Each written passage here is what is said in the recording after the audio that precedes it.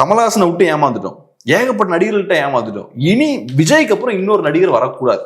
இவனுங்க நீ Tom க்ரூஸை இறக்குறது, Amitabh பச்சனை இறக்குறது, Arnold ஷ்வார்ஸ்நெகரை இறக்குறது, இதெல்லாம் அந்த அளவுக்கு ஸ்ட்ரென்த் நம்ம ஆளுங்களுக்கு இருக்கு. எவனையாவது இறக்கக்கூடிய வேலை நீ வரக்கூடாது. இதுதான் லாஸ்ட் நடிகரா இருக்கும். இனி ஏமாறக்கூடாது. அப்ப இந்த இஷ்யூவை எடுத்து சீமான் மட்டும் இல்ல எல்லாருமே பேசும். விஜய் அவர்கள் இறங்கி பண்ற அரசியல்ல இங்க இருக்கக்கூடிய ஆளுங்கட்சி எதிர்கட்சி எல்லாம் திணறி போயிருக்காங்க. புதுசா ஒருத்தர் இறக்க வேண்டிய கட்டாயத்துக்கு வந்து தள்ளப்பட்டு இருக்காங்க. ஏன்னா ஒரு ஒவ்வொரு பிரச்சனையும் எடுத்து களத்துல வந்து கோடி பேரை இறக்கியாச்சு, பிரச்சனைகள் எல்லாம் கையில் எடுத்தாச்சு. அதனால எல்லாம் பயத்துல இருக்காங்க. ஓகே, அப்படியே விஜய்க்கு எதிராக செயல்படணும்னாலும் எதுக்கு போய் நேரா போய் சந்திச்சுட்டு அந்த போட்டோவை ரிலீஸ் பண்ணிட்டு அதுக்கப்புறம் விஜய் போய் அட்டாக் பண்ணும்? இவங்க இந்த ஸ்டோரி எல்லாம் கிரியேட் பண்றதுக்கா? அதுக்கு பேசாம சைலண்டா உட்காந்து விஜய் அட்டாக் பண்ணிருக்கலாமே. அப்ப நீங்க கண்டெல்லாம் பிடிச்சிருக்க மாட்டீங்களா? எதுக்கு ஃபர்ஸ்ட் போய் சந்திக்கணும், அதுக்கப்புறம் அந்த போட்டோவை ரிலீஸ் பண்ணணும், ரிலீஸ் பண்ணதுக்கு அப்புறம் போய் விஜய் அட்டாக் பண்ணும்? அப்ப இதையும் அதையும் கனெக்ட் பண்றாங்க. அதுக்கு இது மீட்டே பண்ணாம ஸ்ட்ரைட்டா போய் அட்டாக் பண்ணிருக்கலாமே. இப்போ 2026 எலெக்ஷனுக்கு அப்புறம் மறுபடியும் நடிக்க போயிருவாரா? 26 29 அப்புறமும் போலாம். எனக்கு என்னோட நம்பிக்கை என்னன்னா 26 to 29 படமே பண்ணாமலாம் இருக்க மாட்டார். எலெக்ஷன் முடிஞ்சதுக்கு அப்புறம் கண்டிப்பா பண்ணுவாரு. கண்டிப்பா பண்ணுவார்.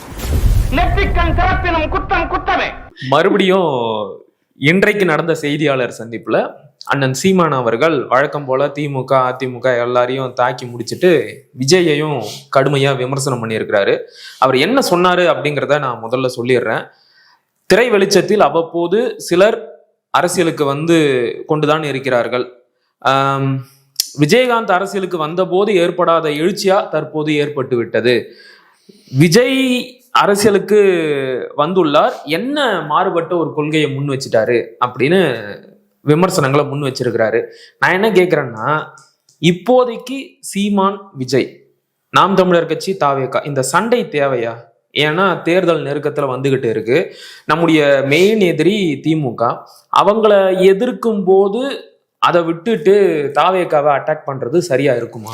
இப்ப இது தாவேகா என்டிகே சண்டை அப்படின்ற மாதிரி பார்க்க முடியாது. ஒரு பொலிட்டிக்கல் பார்ட்டியோட வேலை என்ன?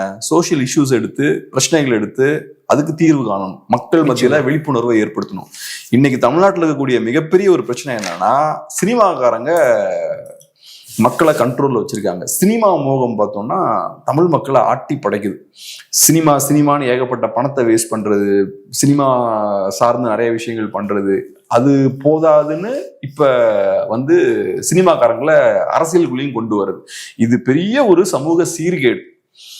அரசியல் தலைவர்களை போய் நம்ம சினிமா துறையில தேடுறதுன்றது ஒரு பெரிய சமூக சீர்கேடு.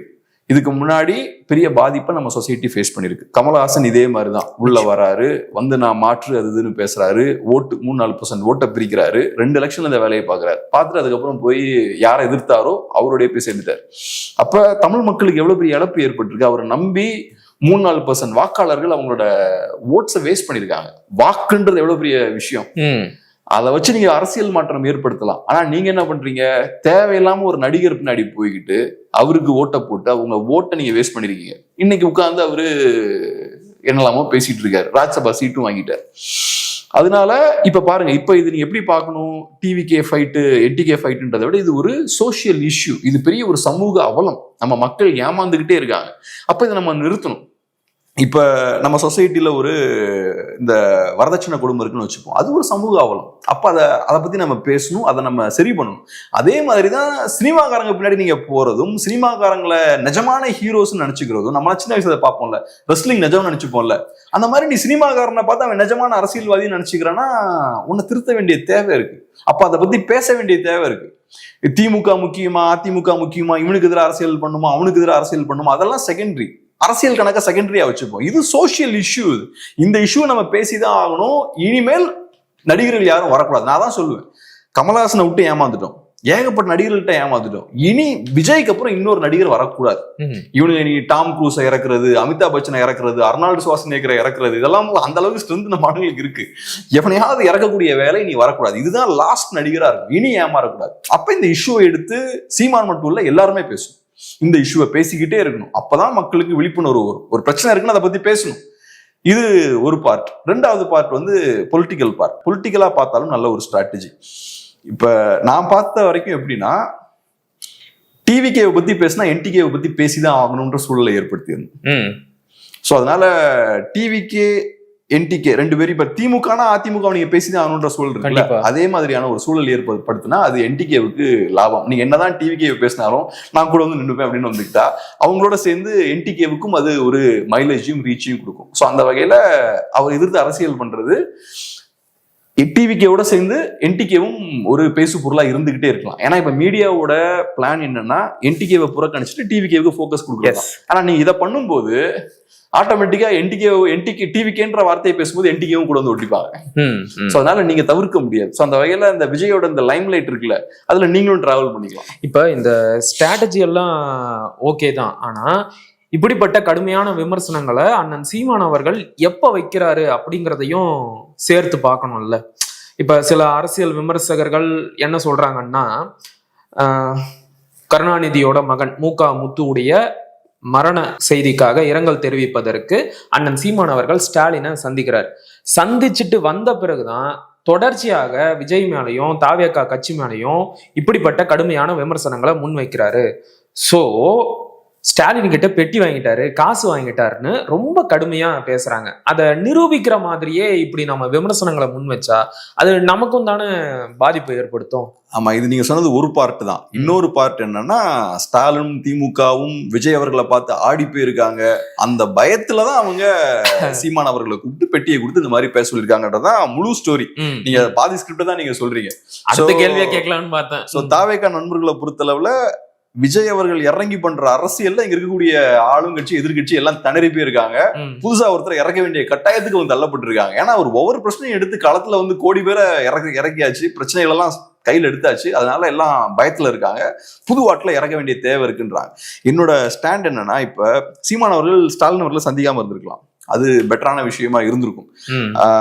சந்திக்கிறதுக்கான எல்லா உரிமையும் இருக்கு, சந்திக்கிறதுல என்ன தப்பும் கிடையாது. யாரும் யாரையும் சந்திக்கலாம், எல்லாமே அரசியல் தலைவர்கள் தான். ஆனா என்னன்னா, அப்படி சந்திக்கும் போது டிஃப்ரெண்டான அந்த ஒரு பிம்பம் வந்து கட்டி அமைக்கப்படும் மீடியாலையும். அப்புறம் சுத்தி இருக்கவங்க எல்லாம் சேர்ந்து ஒரு இமேஜை கட்டுவாங்க. திமுகவோட ஸ்ட்ராட்டஜி எப்பவுமே என்னன்னா, நாங்க உத்தமர்கள் அவங்க சொல்ல மாட்டாங்க, நீங்க ஒன்னும் யோகியம் இல்லை அப்படின்றத அவங்களோட ஸ்ட்ராட்டஜி. நீங்களும் எங்களை மாதிரி தான் பண்ணுவாங்க. அதுதான் ரெண்டு தடவை அவங்களோட டிராவல் பண்ணியாச்சுன்னா உங்களுக்கு எங்களுக்கு வித்தியாசம் ஒன்றும் கிடையாதுன்ற இடத்துக்கு கொண்டு வந்துருவாங்க.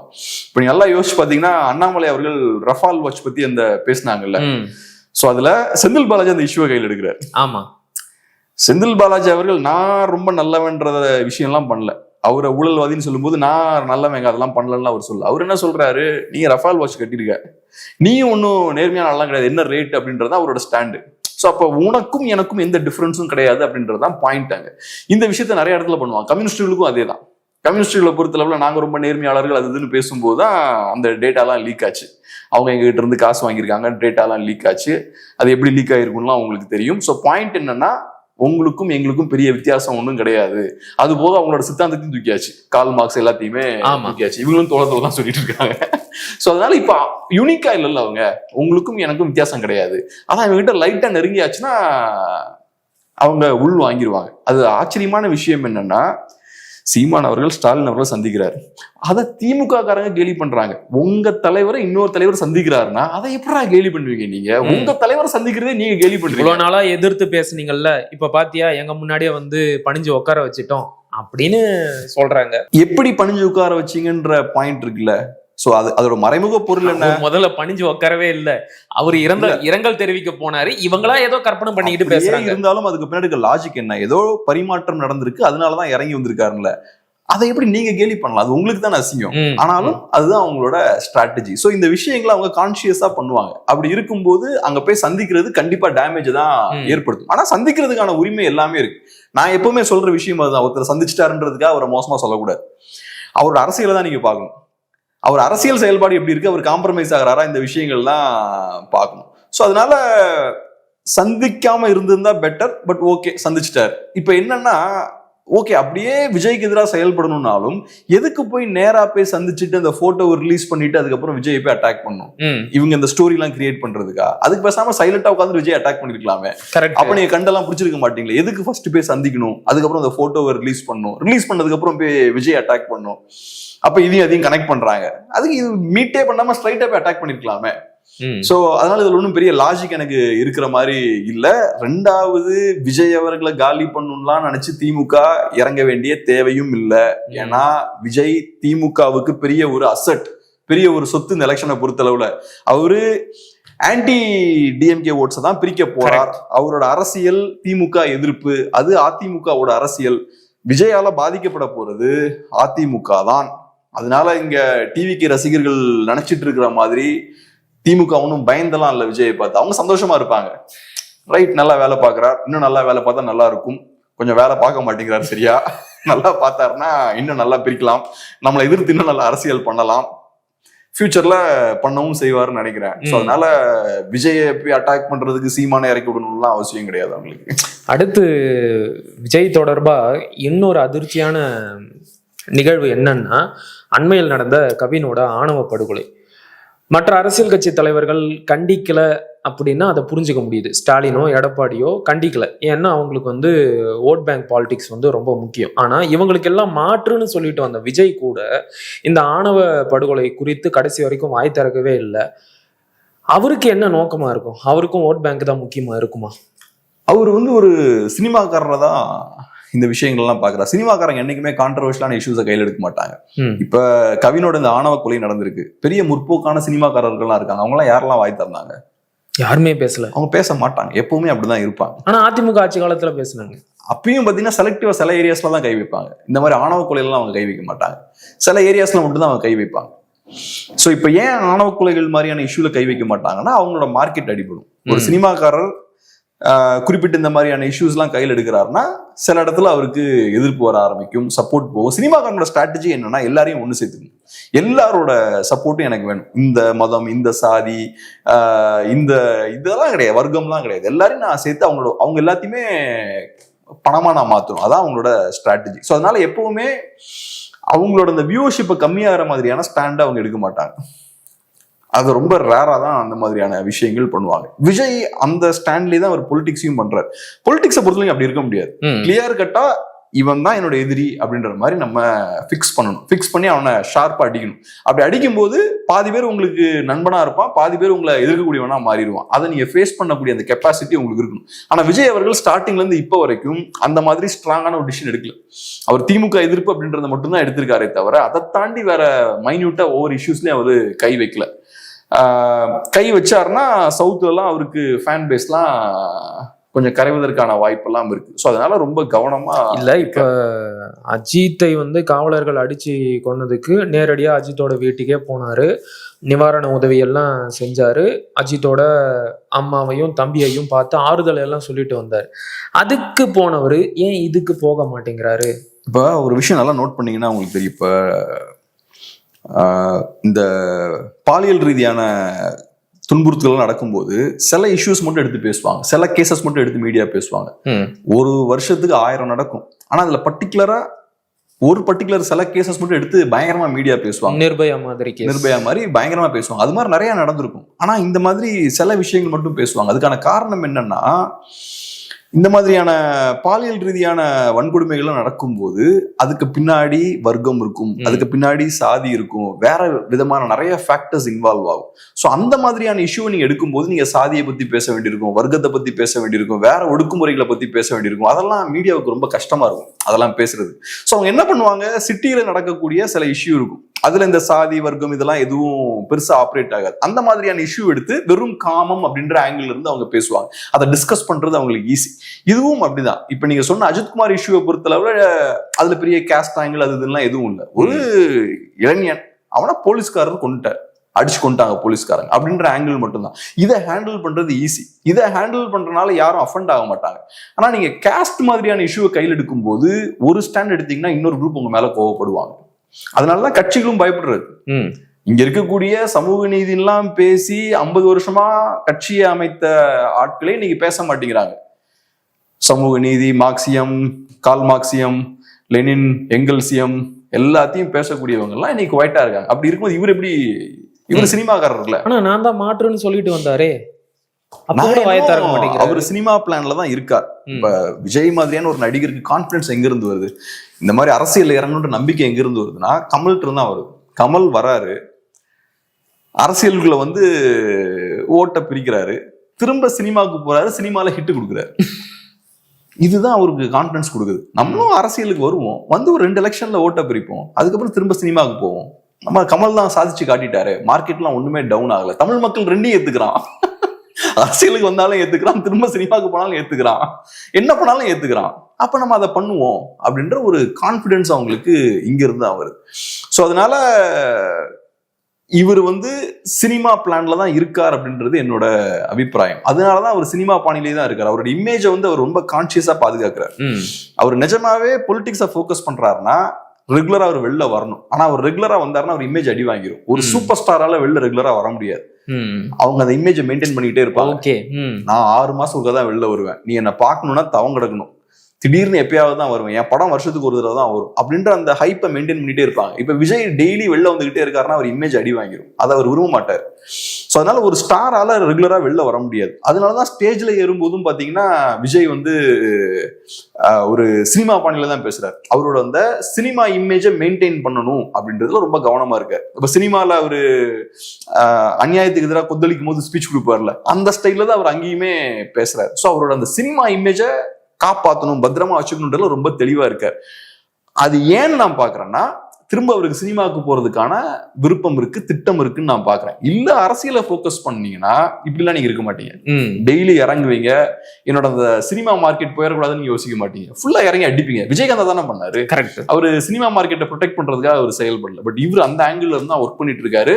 அதனால இவர் கிளியர் கட்டான ஒரு பிளான்ல இருக்காரு. இவர் அரசியலை பெருசா போக்கஸ் பண்ணல. அரசியலை பிரைமரியா ஒருத்தன் போக்கஸ் பண்றான்னா இப்படி இருக்க மாட்டாரு. இப்போ 2026 எலெக்ஷனுக்கு அப்புறம் மறுபடியும் நடிக்க போயிருவாரா? 26 29 அப்புறமும் போலாம்.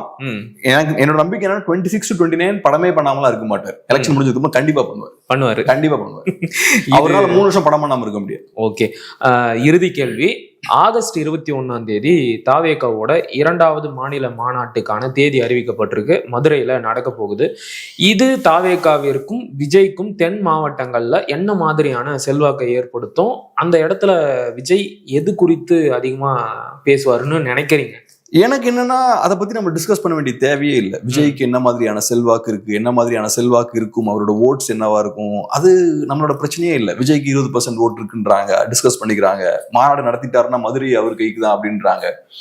நம்ம யோசிக்க வேண்டியது, நம்ம ஏற்கனவே பேசியிருக்கோம் இல்லையா, விஜயோட அரசியல் என்ன, அரசியல் செயல்பாடு என்ன, அதுதான் நம்ம பேசணும். அரசியல் செயல்பாடே இல்லாத ஒரு கட்சி பெரிய மாநாடு நடத்தி என்ன பிரயோஜனம்? அதனால நம்ம மக்களுக்கு என்ன பிரயோஜனம்? ஸோ அவரோட மாநாடு என்ன தாக்கத்தை ஏற்படுத்தும் அப்படின்றத நம்ம ஏன் பெருசா பார்க்கணும்?